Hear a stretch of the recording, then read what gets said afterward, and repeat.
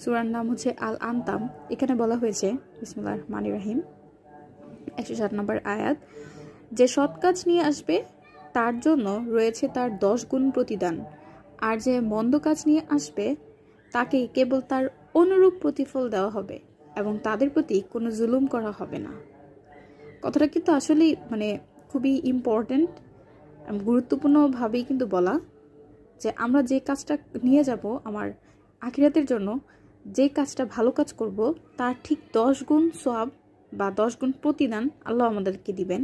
কিন্তু যে খারাপ কাজটা করব উনি চাইলেই তার 10 গুণ যে শাস্তি সেটা দিতে পারতো, কিন্তু তা দিবে না। তার যে পরিমাণ খারাপ করলাম ঠিক সে পরিমাণ প্রতিফলই দিবেন।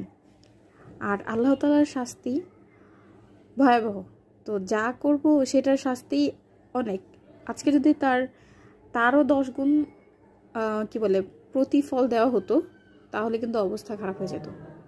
তাই আল্লাহ তাআলা এখানে আবার মনে করিয়ে দিয়েছেন যে উনি কখনো কারো উপর জুলুম করেন না, অর্থাৎ তাদের প্রতি কোনো প্রকার জুলুম করা হবে না।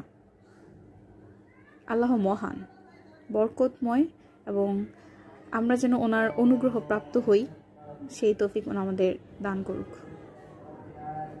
ধন্যবাদ।